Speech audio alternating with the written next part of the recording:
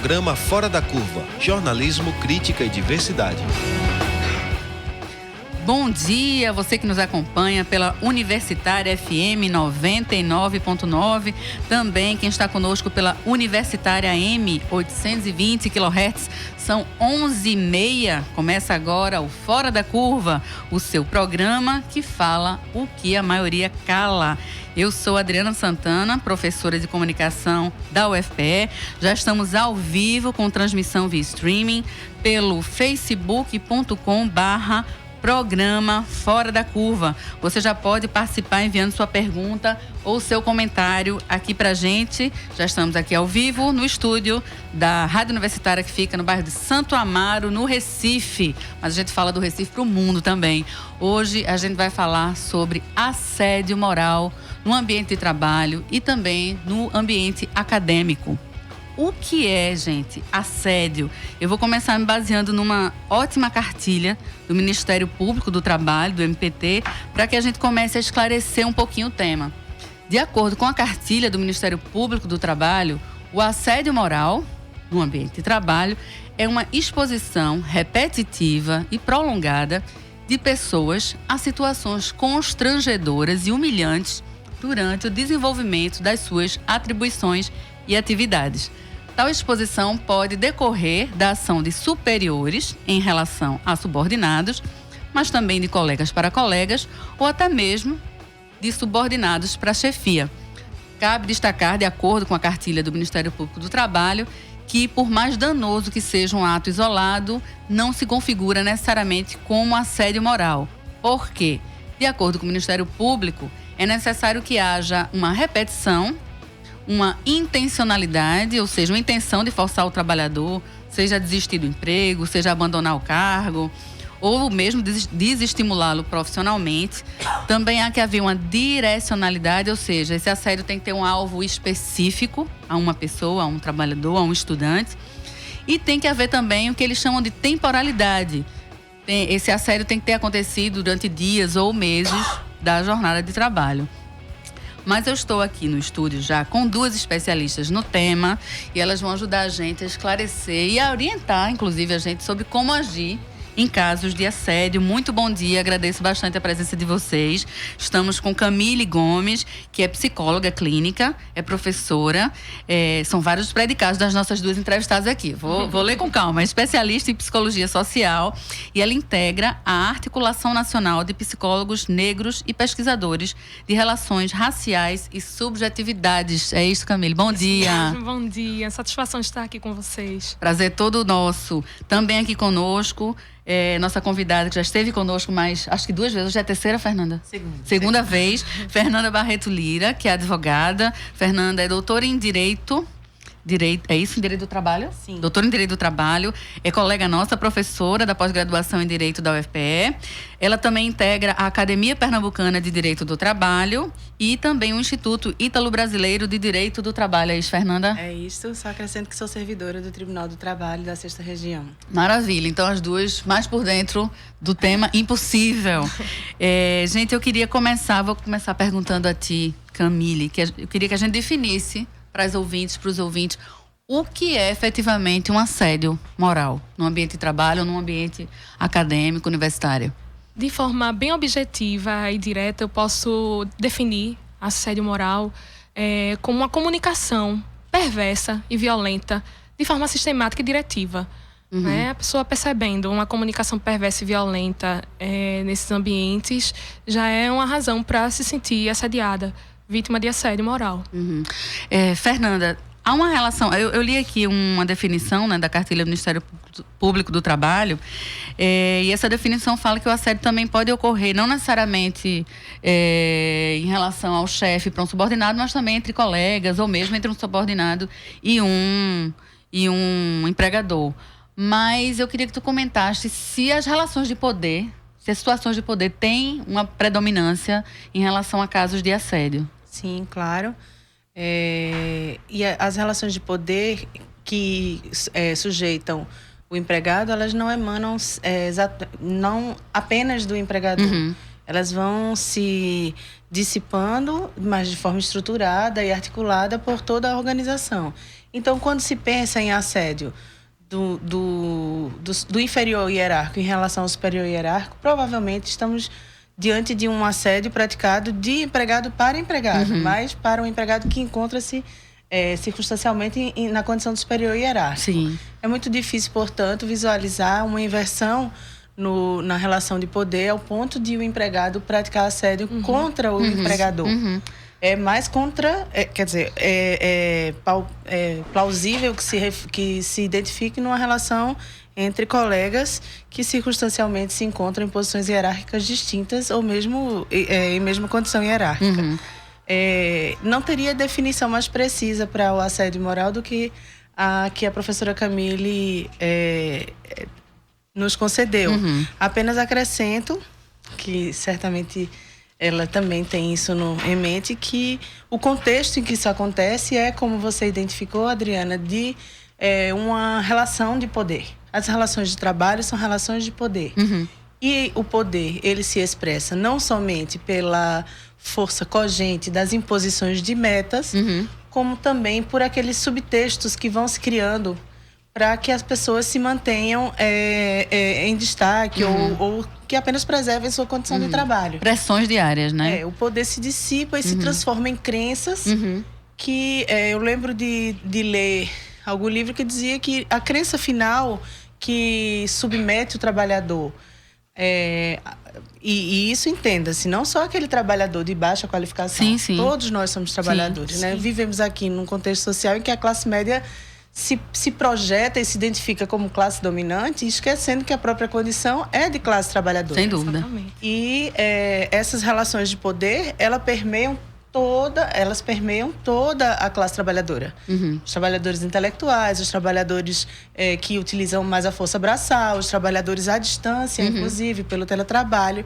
E a crença fundamental que mantém inertes os trabalhadores ou que inibe as reações a essas relações de poder que degeneram em interações nocivas é o medo de exclusão social. Sem dúvida. É o medo da fome, é o medo de não se manter apto a sustentar o grupo familiar e a se posicionar socialmente porque perdeu o trabalho. E o assédio moral, portanto, ganha uma importância maior quando se pensa na sociedade contemporânea como uma sociedade que tem como principal forma de inserção social o trabalho. O medo da represália geralmente acaba levando as pessoas a não levarem adiante denúncias, queixas. A gente conversava antes de começar o programa, conversando com a professora Camille, e ela me dizia que às vezes é muito difícil para a pessoa que está sendo assediada identificar que é um assédio, né, Camille? Como é que isso acontece? Como é que a gente identifica? Existe uma dificuldade que é bem pontual, porque geralmente as situações de assédio, elas se configuram em momentos muito sutis, coisas assim tácitas no cotidiano do trabalho. Então, é natural que a vítima, ela se ache num delírio persecutório. Será que é isso mesmo que está acontecendo? Eu estou sendo assediado ou estou sendo apenas cobrado? É apenas uma pressão do trabalho. Então, as pressões do dia a dia, né, quando elas se configuram no ambiente de trabalho ou no ambiente acadêmico, é bom ressaltar isso, que essas pressões acontecem em todos esses âmbitos, dentro dessas relações de poder. Existe uma linha tênue que a gente precisa identificar entre essas pressões, essas cobranças e o assédio. E a gente não pode confundir uma coisa da outra. Quando as situações, como a gente já falou aqui nas definições, né, elas se tornam sistemáticas, diretivas e bastante direcionadas ali, firmes, contínuas, a coisa piora. Agora, como identificar, aí é que entra a dificuldade, quando o assédio moral, ele é feito esporadicamente. Ele existe, está ali pontualmente, mas é aqui no momento, depois de um mês acontece em outros momentos. Não tem aquela continuidade. E não tem aquela quando continuidade. ele acontece como expressão de uma política estruturada daquela organização. Seja a empresa, seja a academia, quando ele reverbera a cultura da organização. E já é assediadora por si só, né? Quando há essa quando existe toda uma estruturação para que seja dessa forma e muitas vezes partindo de lugares comuns, de linguagem que a sociedade já assentou como sendo aceitáveis. E que destilam preconceito de raça, de gênero, de orientação ou de condição socioafetiva. Recentemente, falando em trabalho intelectual e lembrei-me do exemplo por estar aqui na rádio, eu vi um texto falando sobre o cerceamento da liberdade de expressão dos comentaristas políticos e de economia.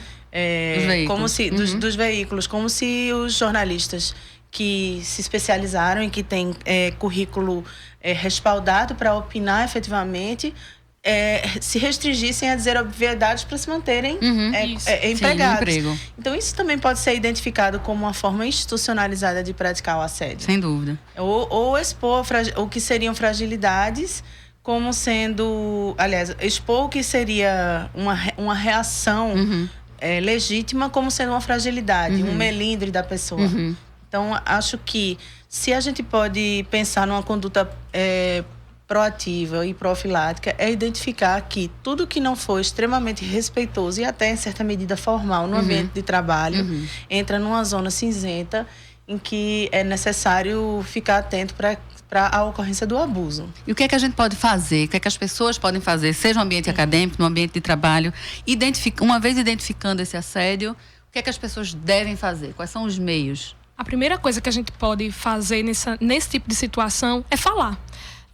Como eu falei antes, as pessoas elas acabam ficando com o pé atrás, pensando, será que não é mania de perseguição minha? Então travam a partir daí. Ou então com medo das represálias, de retaliações também, perder o emprego. Retaliação natural que isso aconteça, até porque nas relações de poder, nas relações hierárquicas, né, manda quem pode, obedece, né, quem tem juízo não tem esse ditado. Então a pessoa fica, de fato, tolhida de se abrir, de falar, né? E se a cultura organizacional não ajuda, a gente tem uma cultura que vai muito além da cultura organizacional.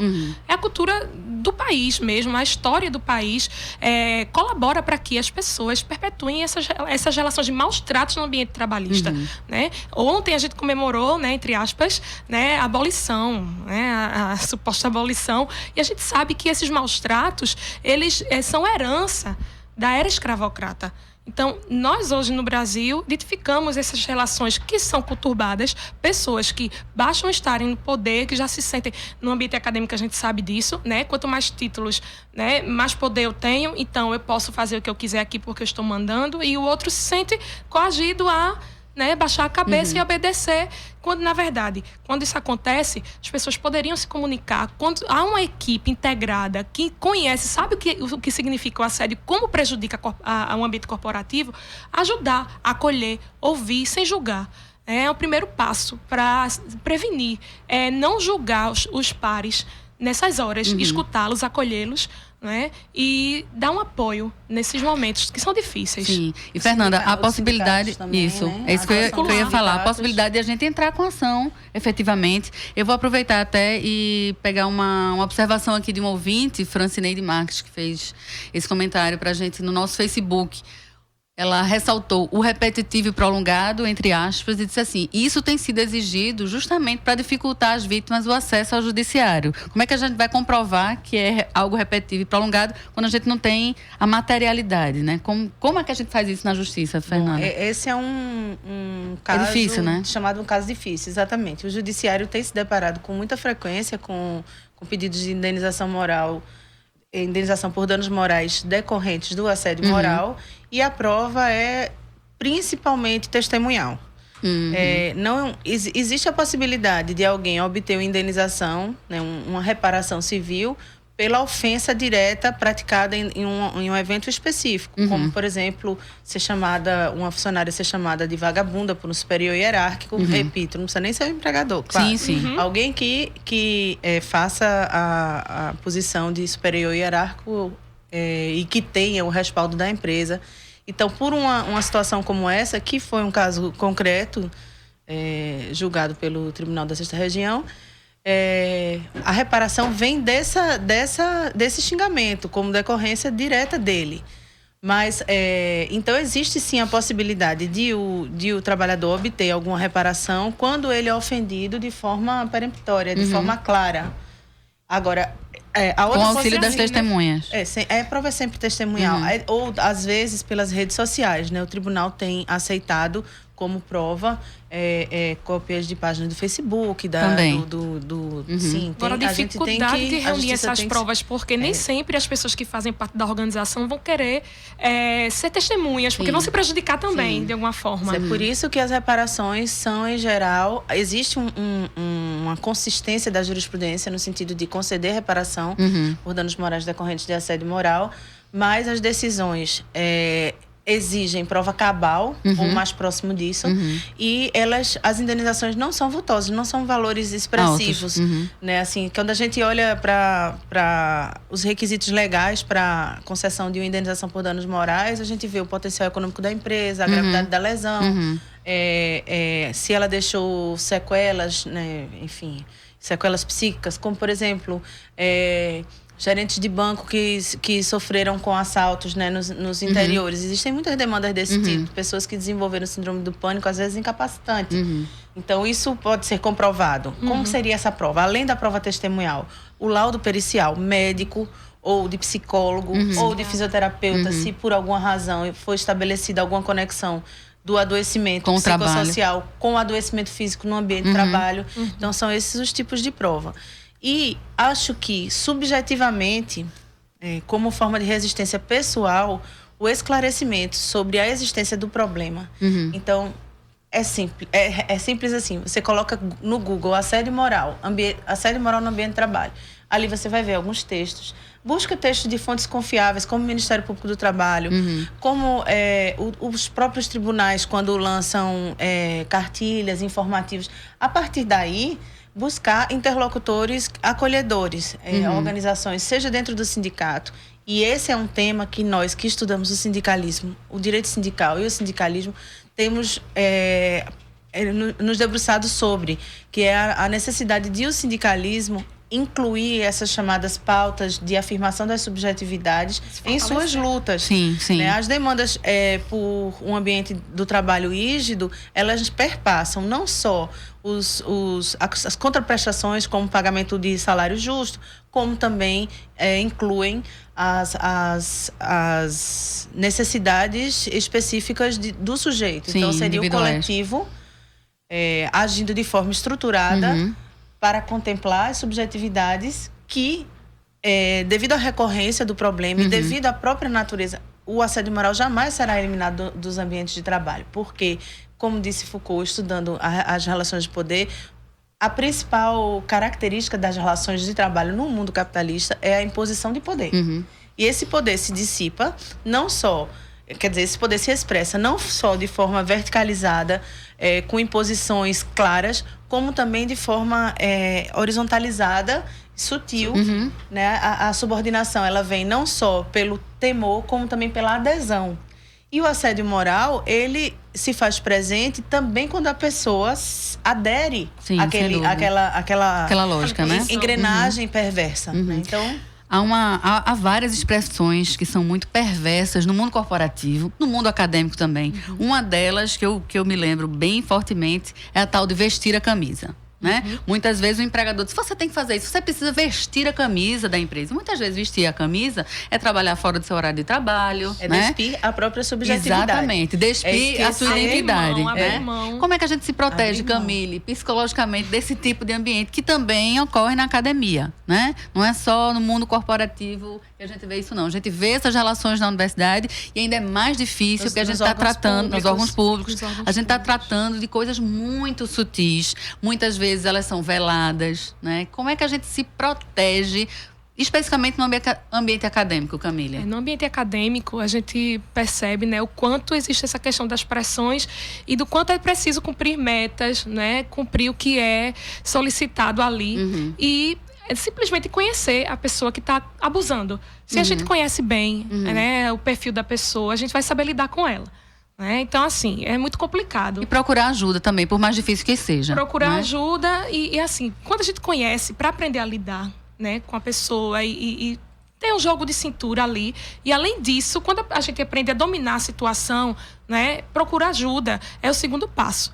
Né? Porque, assim, a pessoa está ali porque precisa, na academia. Né? Está ali porque precisa cumprir, né, o seu dever como um aluno. Na academia, enfim. isso assume uma característica ainda mais, digamos assim, delicada para... expõe uma vulnerabilidade maior, porque o mérito acadêmico, ele é muito legitimado. Então, você recebe ordens de alguém para quem você devotou afeto, e que muitas vezes, se você lê os agradecimentos de trabalho acadêmico, tá meu pai, minha mãe, meu filho, meu orientador. Isso. Né? Então, existe uma promiscuidade, não no sentido bem objetivo, uma mistura. De papéis sociais e de expectativas, de vida em relação isso. Por isso que até muitas vezes até relações de gratidão, né? A pessoa fez isso, mas a pessoa me ajudou. Na verdade, e pôr limite, saber dizer não. É importante nesses momentos. Assim, a gente consegue dizer eles não. têm um papel um pouquinho semelhante ao dos pais, no sentido de que eles têm uma responsabilidade muito grande pela autonomia no desenvolvimento dos seus orientandos, né? Então, assim, qual é o orientador, ele tem que se despir dessa condição de superior, para ele construir subjetividade. Isso. O papel do educador é construir a identidade do outro. Ser co-participante do trabalho, né? E não dono do trabalho. Porque envolve afeto, é um tema que a pessoa se identifica, né? A pessoa está desenvolvendo trabalho junto com... Tem um trabalho em equipe, né? E precisa dessa mutualidade, desse afeto, para que as coisas, elas se desenrolem, né? Já que a gente está falando... pensar em pai, né? Assim, pai e mãe, talvez uma referência mais básica, mais essencial. Pensar, se meu pai fizesse isso comigo, se minha mãe dissesse que isso é bom para mim, sem me perguntar o que é que eu acho, eu concordaria, não, então eu não posso concordar com o meu orientador. Sem dúvida. E já que a gente está falando de academia, eu vou chamar quem é Vitor Inato, que vai falar da ouvidoria do UFPE. Vitor, venha-se embora. A gente tem na universidade uma possibilidade grande de a gente trabalhar não só as questões de assédio, como outras questões complicadas, que é a ouvidoria da Universidade Federal de Pernambuco, que a gente precisa conhecer e utilizar, não é isso? Vitor, bom dia. Exato, bom dia. A Ouvidoria Geral da UFPE é o órgão da universidade responsável por garantir os direitos individuais e coletivos da comunidade acadêmica. Além disso, a ouvidoria também é responsável por promover ações preventivas e corretivas. A Ouvidoria Geral está ligada às demais ouvidorias pela Ouve UFPE. Por esse sistema, as denúncias podem ser feitas a qualquer ouvidoria dentro da universidade e é inserida diretamente lá. Para contactar a Ouvidoria Geral, há o e-mail ouvidoriageral@ufpe.br e o telefone 21 26 8195. ouvidoriageral@ufpe.br 21 26 8195. Muito obrigado, Vitor, e sua voz de barítono. Mas é isso, a gente tem que procurar os órgãos protetivos, né? Os órgãos que possam jurídica, nos orientar, nos auxiliar, as coordenações de curso. Então, não dá para o aluno ou para o trabalhador ficar à mercê simplesmente desses humores ou mal-humores de seus empregados e de seus orientadores. E não assimilar como um problema seu, um problema despersonalizar aquele sentimento. Exato. Porque aí você consegue identificar se ele é de fato, ainda que o assédio moral, ele para os efeitos jurídicos dele se concretizarem na forma de tutela jurisdicional, né, por uma sentença, por uma decisão colegiada em segunda instância, seja necessário que a comprovação de que a pessoa esteve sujeita àquela interação perversa. Mas quando eu digo não trazer para si, é não assimilar como um problema seu. E como algo natural, né? Que acontece no mundo do trabalho, né? Não, e não se achar, digamos assim, mais frágil. Geralmente as pessoas assediadas são aquelas pessoas que demonstram entrega ao trabalho, que demonstram capacidade técnica, devoção.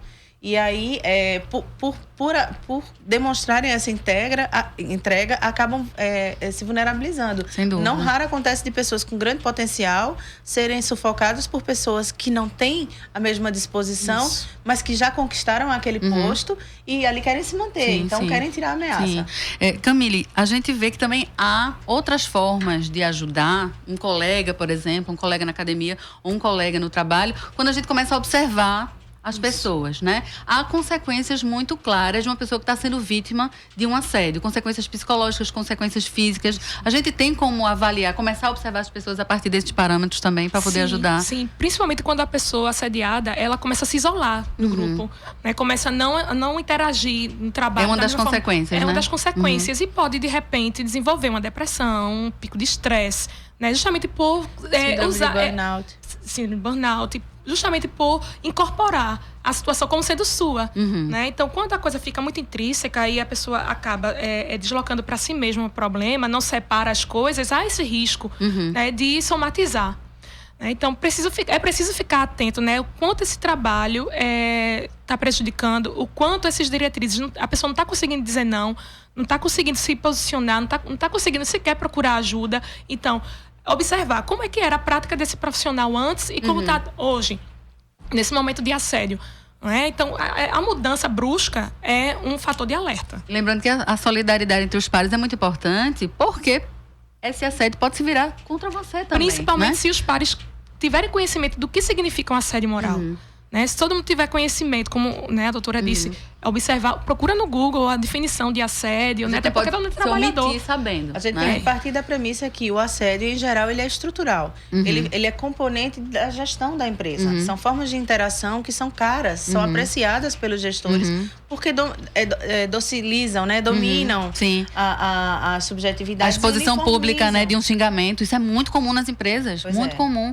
Você não atingiu tal meta, eu já assisti isso quando eu trabalhei em empresa privada há alguns anos atrás e eu assistia a essa exposição, essa humilhação pública, e a pessoa saía e disse, não, é assim mesmo, faz parte do circo. Eu disse, que circo? As pessoas naturalizam essa lógica perversa, Então, entender primeiro o contexto, eu acho que é fundamental para você se sentir menos estranho no ninho, Poder atuar, O ninho tem, entre os seus elementos de formação, essas interações perversas como um mecanismo de dominação. De controle, Em regra isso acontece. E digo, acontece nas escolas, acontece nos ambientes domésticos, nas relações de casais, família. Independente de gente, infelizmente, condição. até nos grupos de WhatsApp a gente vê isso. Hoje em dia é impressionante. Grupo de trabalho do WhatsApp, grupo de família do WhatsApp. Chegou outra questão aqui, trazida pelo nosso ouvinte, é de Júnior. Nós devemos ir além da punição, devemos mudar o que leva... Não, na verdade não é uma pergunta, é uma afirmação. Devemos ir além da punição, devemos mudar o que leva ao assédio. E emendando aqui outra participação de Edivane da Silva. E quando a ouvidoria é tendenciosa, o que fazer? A quem recorrer, Fernanda? É possível que aconteça, É possível, sim. A ouvidoria dentro de uma empresa ou dentro de um órgão, ela não vem para transformar o local, Ela vem para, digamos assim, minimizar os conflitos. Duas frentes de reação. A resistência, que é a mais difícil delas, a resistência subjetiva, a resistência por grupos, de ser organizados dentro do ambiente de trabalho, trabalhadores se organizarem ou procurarem o sindicato. O sindicato é a despersonalização das lutas, representa essa despersonalização das lutas no sentido de que se o sindicato atua, ele não necessariamente nomeará, ele não nomeará quem procurou. Então, ele vai fazer aquele intermédio. E a busca ao judiciário, Como eu disse, o assédio moral é um dos temas muito estudados no direito do trabalho e muito presente nas reclamações trabalhistas, sejam elas individuais, sejam elas de expressão coletiva, como ação civil pública. Que acontece, Casos de assédio moral coletivos, assédio moral coletivo e que seja também danos morais para a coletividade, Sobretudo quando... Cito, por exemplo, a apropriação de trabalho equivalente ao trabalho de escravo por empresas. Então, se a empresa utiliza isso como um mecanismo da sua engrenagem produtiva, isso é identificado. Também as pessoas que trabalhavam em condições análogas a de escravo sofriam assédio moral e podem obter subjetivamente a reparação e a coletividade obter uma reparação que será canalizada para as frentes estruturadas de enfrentamento ao problema. Sim, e as ações futuras, Minha equipe aqui de rede social está me lembrando que eu esqueci algo importantíssimo, que está rolando uma enquete no nosso Instagram, perguntando, você já sofreu assédio moral? Daqui a pouco, ao final do programa, a gente traz o resultado dessa enquete. Quem não? Quem nunca, Quem nunca? Chegou outra pergunta aqui, vocês verem que o tema realmente... É muito importante. Toca o coração toca a gente. das pessoas. É do ouvinte Rodrigo Leite. A quem recorrer no caso de assédio moral no âmbito do setor público? Fernanda, para onde é que a gente corre? Onde é a luz no fim do túnel no setor público? A gente já falou de ouvidorias da universidade. E sindicato e ouvidorias. Ministério Público, o Ministério Público do Trabalho. Também, sim. Existem no Ministério Público do Trabalho núcleos de atuação específicos para o enfrentamento ao assédio. Então, como é uma pecha que pode se estabelecer na pessoa e persegui-la, então a minha sugestão é cautela e buscar os especialistas. Sim. E, em locais que ela se sinta segura. Sim. Se o sindicato dos servidores não inspira tanta confiança, o Ministério Público do Trabalho. isso. Até o Ministério Público do Trabalho indica, né, que essa denúncia, a princípio, pode ser feita por via administrativa. A área de gestão de pessoas, por exemplo, a RH, né, deve ser notificada. Também o sindicato da categoria. E no caso de não obter retorno, cabe a recorrência às instâncias que são chamadas externas, como o Ministério Público do Trabalho e a Superintendência Regional do Trabalho e Emprego. Isso. Né? Vai depender do ambiente, da confiabilidade que aquele órgão de escuta, que a ouvidoria teria. Né? Então, a gente tem que ter atenção a isso, porque como é um tema específico que exige uma ação estratégica para o trabalhador, ou de qualquer âmbito, se resguardar, ele tem que procurar quem entende do assunto e que possa conduzir a situação de uma forma mais objetiva e racional possível. E eu digo, se serve de alento, que a gente tem conseguido vitórias, muitas vezes significativas. Então, assim, aquele medo de você perder na justiça, aquele medo de perder o cargo, aquele medo de não ser promovido, ele pode ser enfrentado, mas é desafiador, é difícil e demanda um enfrentamento racional, estruturado, embasado teoricamente, com habilidade na condução, às vezes numa sustentação oral em um tribunal, às vezes numa atuação conjunta com outros órgãos de defesa. Eu, particularmente, tenho visto com olhos mais esperançosos o enfrentamento do que alguns anos atrás. Eu estudo esse tema já tem mais de 10 anos. Pelo menos a gente fala hoje sobre isso, né? Está sendo menos silenciado, mas falado já é um ponto positivo, né? Quando a argumentação em defesa do trabalhador ou da coletividade que sofre o assédio é feita de forma estruturada, ela cala ao assediador. Porque o assediador, ele se priva dessa dubiedade, dessa obscuridade. Então, quando o problema é trazido às claras e enfrentado de forma racional, é difícil contra-argumento. Contra fatos, né? É difícil você contra-argumentar. Camille, como é que a gente se protege psicologicamente? De situações de assédio. Você falou do falar, né? Falar é importante, né? Tentar mediar o conflito, conversar, inclusive tentar conversar, porque quando eu falei antes de conhecer as pessoas que estão ali assediando, é importante entender os papéis que as pessoas ocupam ali, porque quando nós convivemos em grupo, nós ocupamos espaços que geralmente nós ocupamos em outras instâncias, em casa, né? Enfim, na comunidade. Então ali a gente reproduz esses papéis, né? E muitas vezes nós aceitamos os papéis que são impostos a nós. Então, conhecendo bem essa questão da hierarquia e o papel que o abusador está colocando, é aceitar ou não e se proteger no sentido de colocar esse limite. Né? E interessante é que quando uma pessoa que é abusadora, né, que está ali assediando, ela tem esse perfil dentro de casa, é uma pessoa que é um líder dentro de casa, se sente um rei dentro de casa, ela vai desaguar, vai reverberar esse perfil dentro da empresa também. Né? Então, passa por questões éticas que são desenvolvidas no seio familiar e que são ali reverberadas na empresa. Né? E a pessoa que está ali abusando, ela representa a empresa. Por isso que muitos têm medo, né, de denunciar, porque é como se estivesse fazendo algo diretamente para a empresa. E muitas vezes as empresas, elas recuam de entender o assédio e combater o assédio, porque é como se tivesse algo diretamente ligado a elas. Né? Quem está assediando representa a empresa. Então, essa dificuldade, ela é desvelada. Sem dúvida. Eu vou chamar aqui Nath Sonati, onde estás, para falar de uma campanha nossa, momento Propaganda do Bem, aqui do Fora da Curva. Diga aí, Nath, qual é o seu recado para a gente? Bom dia. Bom dia. Bom dia, querida. Vamos lá. Então, né, eu tô aqui para convidar você, ouvinte, a participar da campanha O Jornalismo que Eu Quero. Qual é o jornalismo que você quer? Conta pra gente. É só fazer um vídeo curtinho de mais ou menos 30 segundos, em qualquer formato, vertical, horizontal, diagonal, enfim, e enviar para a página oficial do programa, que é o facebook.com/programa Fora da Curva, dizendo o jornalismo que eu quero. As melhores respostas serão exibidas nas nossas redes sociais. Olha aí, vamos entrar na campanha. Hashtag O Jornalismo que eu quero. Pode enviar para as nossas redes, pelo Facebook, Instagram, e-mail. Diz aí nossas redes, nos endereços, Instagram Nath. é Programa Fora da Curva e O e-mail também é programaforadacurva@gmail.com. Instagram, mesma coisa. Instagram, Vamos mesma participar. coisa. E como a Nath falou, pode ser de qualquer jeito, viu? Não tem aquela besteira de ser só horizontal, não. Pode ser horizontal, vertical, de onde você tiver. O vídeo curtinho para avisar qual é o jornalismo que vocês querem, né? E a gente Exatamente. vai divulgar nas nossas redes todas. Isso. Obrigada, Nath.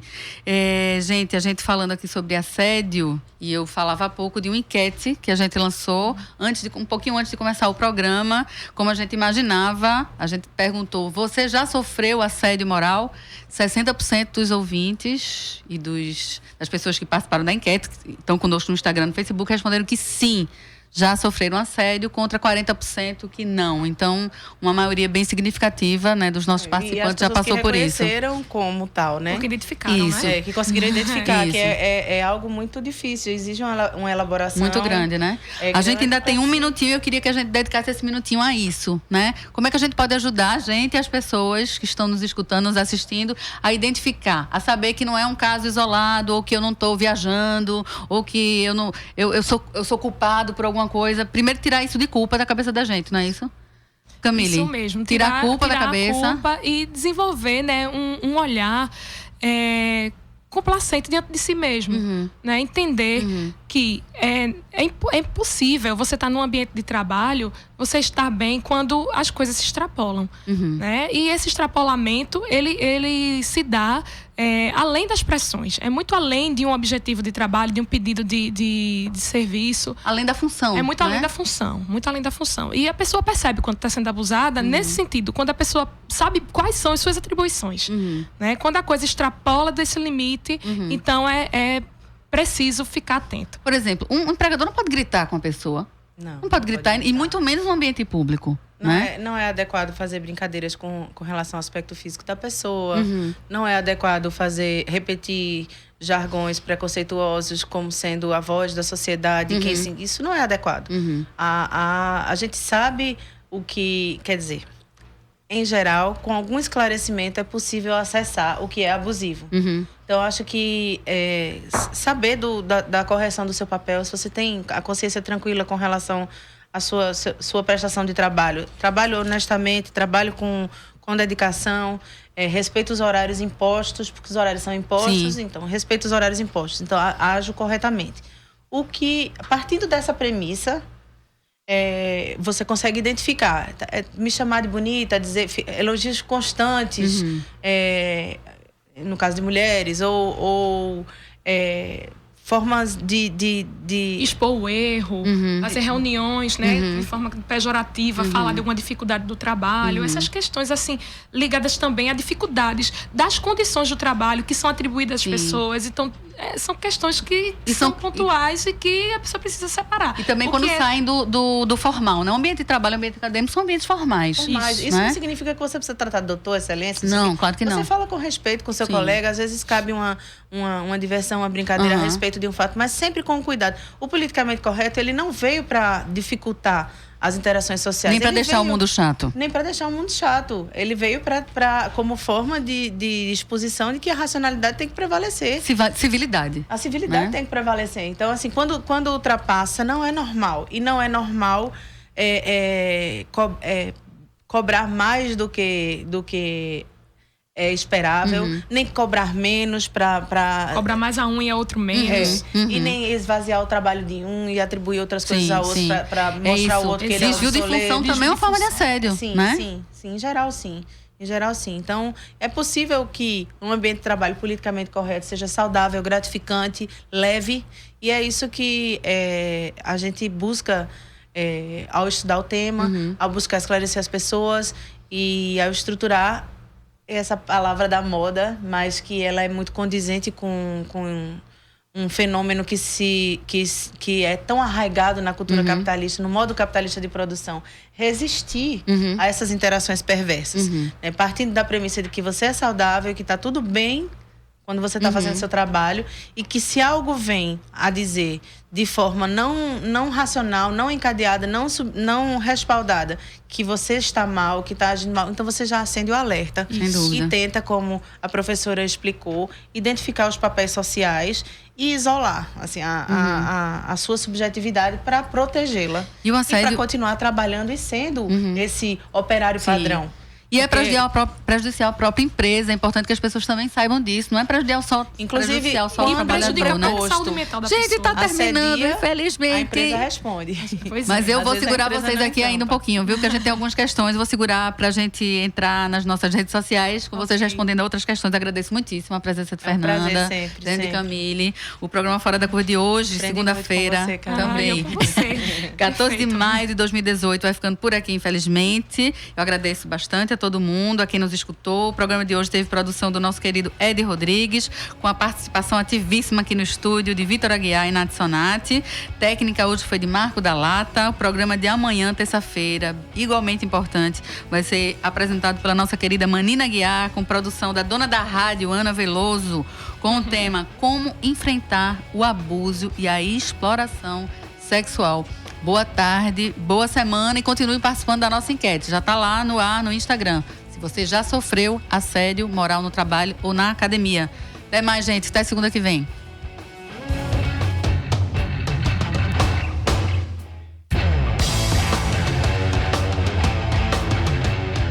O programa Fora da Curva é uma realização do Departamento de Comunicação Social com o apoio do Departamento de Sociologia, do Núcleo de Design e Comunicação do Centro Acadêmico do Agreste e do Núcleo de Rádio e TV Universitária.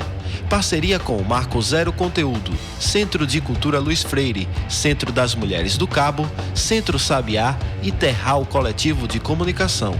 Esse programa fica disponível nas nossas redes sociais, na nossa página do Facebook, no canal do YouTube e no Mixcloud. A música tema do nosso programa foi composta pela banda Diablo Motor. Programa Fora da Curva. A gente fala o que a maioria cala.